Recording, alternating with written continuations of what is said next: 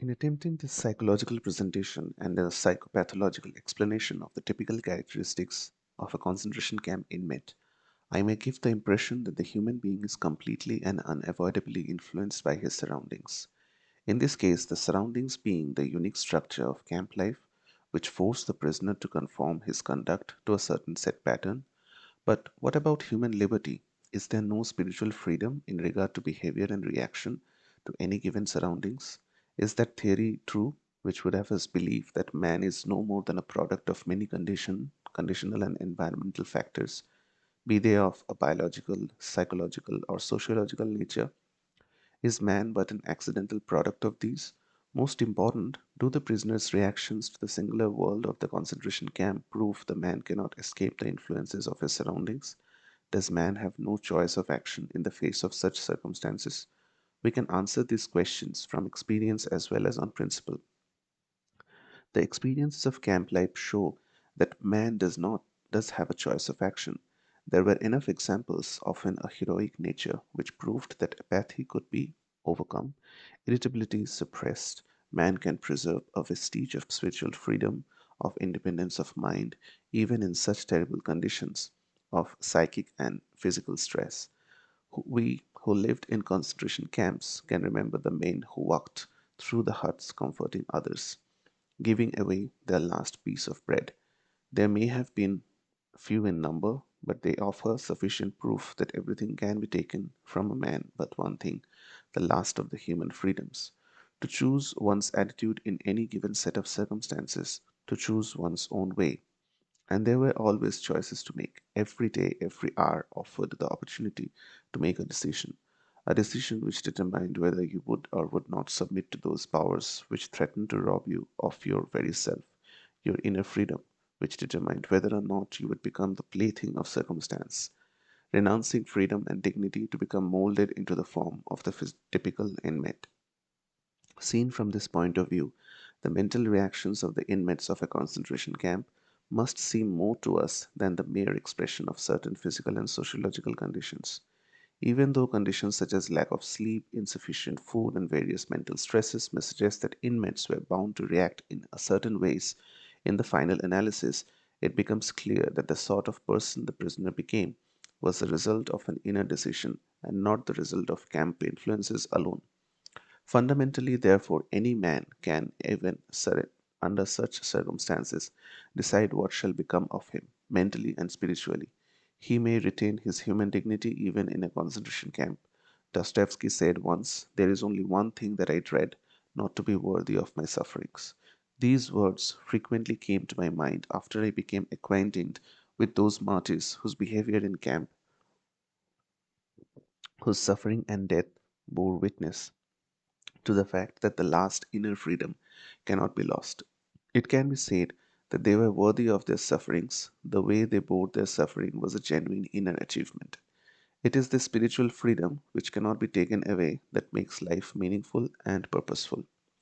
An active life serves the purpose of giving man the opportunity to realize values in creative work, while a passive life of enjoyment affords him the opportunity to obtain fulfillment in experiencing beauty, art, or nature.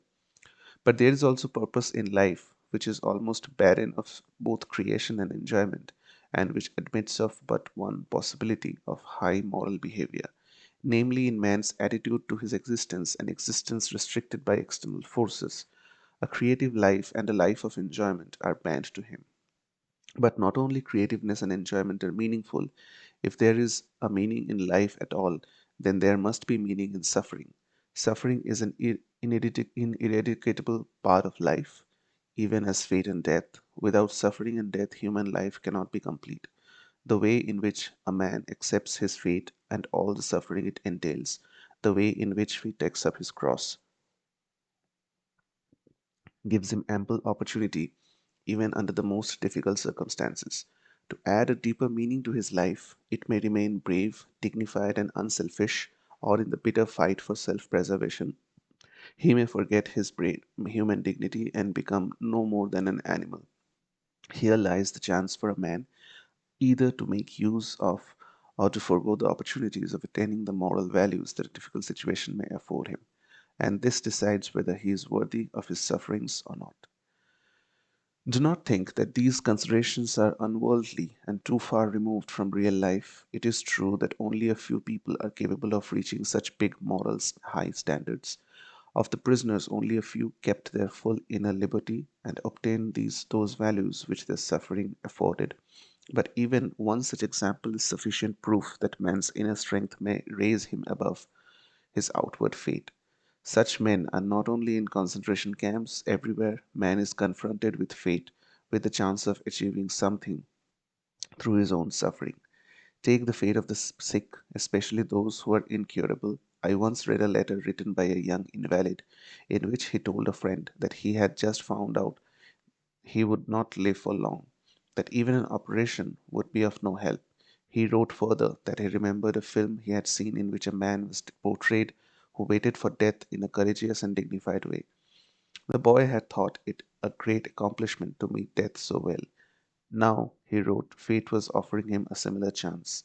Those of us who saw the film Resurrection, taken from a book by Tolstoy years ago, may have had similar thoughts. Here were great destinies and great men. For us at that time, there was no great fate. There was no chance to achieve such greatness. After the picture, we went to the nearest cafe, and over a cup of coffee and sandwich, we forgot the strange and metaphysical thoughts which for one moment had crossed our minds. But when we ourselves were confronted with great destiny and faced with the decision of meeting it with equal spiritual greatness, by then we had forgotten our youthful resolutions of long ago. We failed. Perhaps there came a day for some of us when we saw the same film again, or a similar one, but by then other pictures may have simultaneously unrolled before one's inner eye. Pictures of people who attained much more in their lives than a sentimental film could show. Some details of a particular man's inner greatness may have come to one's mind, like the story of the young woman whose death I witnessed in a concentration camp. It is a simple story, there is little to tell, and it may sound as if I had invented it, but to me it seems like a poem. This young woman knew that she would die in the next few days, but when I talked to her, she was cheerful in spite of this knowledge. I am grateful that fate has hit me so hard, she told me. In my former life, I was spoiled and did not take spiritual accomplishments seriously.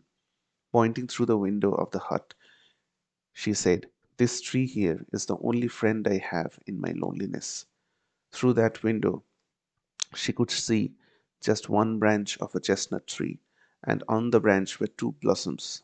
I often talk to this tree, she said to me. I was startled and didn't quite know how to take her words. Was she delirious? Did she have occasional hallucinations?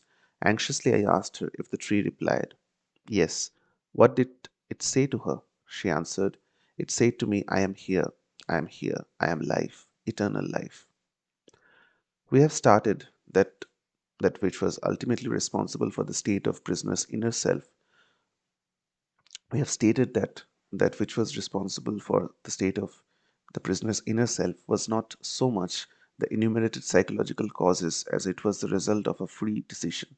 Psychological observations of the prisoners have shown that only the men who allowed their inner hold on their moral and spiritual selves to subside eventually fell victim to the camp's degenerating influences.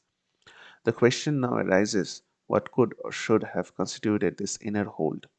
Former prisoners, when writing or relating their experiences, agree that most depressing influence of all was that a prisoner could not know how long his term of imprisonment would be. He had been given no date for his release. In our camp, it was pointless even to talk about it. Actually, a prison term was not only uncertain but unlimited. A well known research psychologist has pointed out that life in a concentration camp could be called a provisional existence. We can add to this by defining it as a provisional existence of unknown limit. New arrivals usually knew nothing about the conditions at a camp. Those who had come back from the other camps were obliged to keep silent, and from some camps no one had returned. On entering camp, a change took place in the minds of the men with the end of uncertainty. There came the uncertainty of the end. It was impossible to foresee whether or when, if at all, this form of existence would end. The Latin word finis had two meanings, the end or the finish, and a goal to reach. A man who could not see end of his provisional existence was not able to aim at an ultimate goal in life. He sees living for the future. In contrast to a man in normal life, therefore, the whole structure of his inner life changed. Signs of decay set in, which we know from the other areas of life. The unemployed worker, for example, is in a similar position. His existence has become provisional, and in a certain sense, he cannot live for the future or aim at a goal. Research work done on unemployed minors has shown that they suffer from a peculiar sort of deformed time, inner time, which is a result of their unemployed state. Prisoners too suffered from this strange time experience. In camp, a small time unit, a day for example, filled with hourly tortures and fatigue, appeared endless. A larger time unit, perhaps a week, seemed to pass very quickly. My comrades agreed when I said that in a camp a day lasted longer than a week. How paradoxical was our time experience.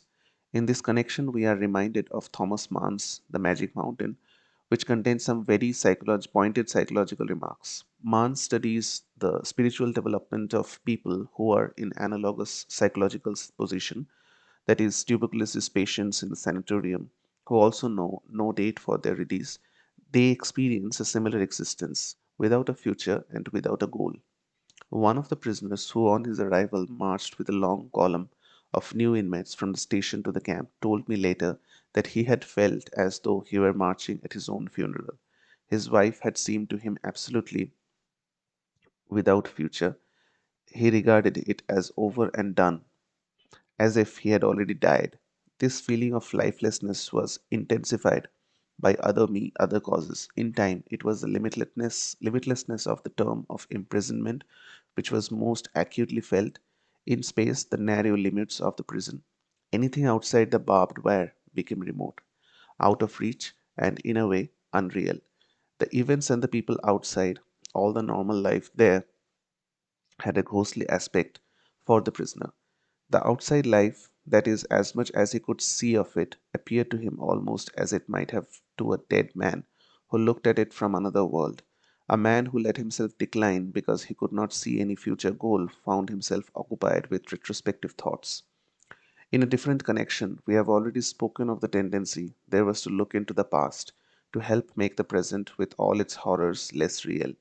But in robbing the present of its reality, there lay a certain danger. It became easy to overlook the opportunities to make something positive of camp life, opportunities which really did exist. Regarding our provisional existence as unreal was in itself an important factor in causing the prisoners to lose their hold on life. Everything, in a way, became pointless. Such people forgot that often it is just such an exceptionally difficult external situation which gives man the opportunity to grow spiritually beyond himself. Instead of taking the camp's difficulties as a test of their inner strength, they did not take their life seriously and despised it as something of no consequence. They preferred to close their eyes and live in the past. Life for such people became meaningless. Naturally, only a few people were capable of reaching great spiritual heights, but a few were given the chance to attain human greatness, even though their apparent worldly failure and death, an accomplishment which in ordinary circumstances would have never achieved. To the others of us, the mediocre and the half hearted, the words of Bismarck could be applied. Life is like being at a dentist. You always think that the worst is still to come, and yet it is over already. Wearing this, we could say that the most men in a concentration camp believed that the real opportunities of life had passed. Yet in reality, there was an opportunity and a challenge. One could make a victory of those experiences, turning life into an inner triumph, or one could ignore the challenge and simply vegetate, as did the majority of the prisoners.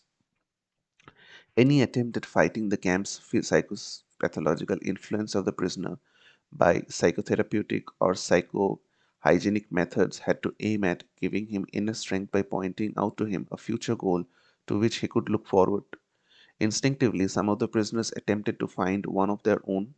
It is a peculiarity of man that he can only live by looking to the future, and this is his salvation in the most difficult moments of his existence, although he sometimes has to force his mind to the task. I remember a personal experience, almost in tears from pain. I had terrible sores on my feet from wearing torn shoes. I limped a few kilometers with a long column of men from the camp to our work site. Very cold, bitter wind struck us. I kept thinking of the endless little problems of our miserable life. What would there be to eat tonight? If a piece of sausage came as extra ration, should I exchange it for a piece of bread? Should I trade my last cigarette, which was left from a bonus I received a fortnight ago, for a bowl of soup? How could I get a piece of wire to replace the fragment which served as one of my shoelaces? Would I get to our work site in time to join my usual working party, or would I have to join another, which might have been a brutal foreman? What could I do to get on good terms with the capo, who could help me to obtain work in a camp instead of undertaking this horribly long daily march? I became disgusted and with the state of affairs which compelled me daily and hourly to think of only such trivial things. I forced my thoughts to turn to another subject. Suddenly I saw myself standing on the platform of a well-lit, warm, and pleasant lecture room. In front of me sat an attentive audience on comfortable upholstered seats. I was giving a lecture on the psychology of the concentration camp. All that oppressed me at that moment became objective, seen and described from the remote viewpoint of science. By this method, I succeeded somehow in rising above the situation, above the sufferings of the moment, and I observed them as if they were already of the past. Both I and my troubles became the object of an interesting psychoscientific study undertaken by myself. What does Spinoza say in his Ethics? Affectus qui passio est, desinit esse passio, similitic Zeus, clarum et distinctam formamus ideam. Emotion, which is suffering, ceases to be suffering as soon as we form a clear and precise picture of it. The prisoner who had lost faith in the future, his future was doomed. With his loss of belief in the future, he also lost his spiritual hold. He let himself decline, and which would have been pointless.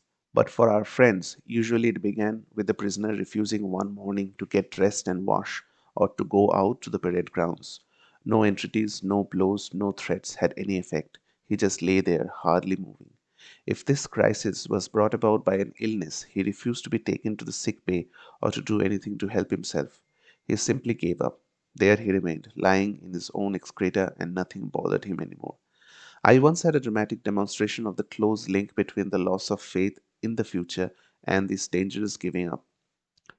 If my senior block warden, a fairly well known composer and librettist, confident in me one day, confided in me one day, I would like to tell you something, doctor.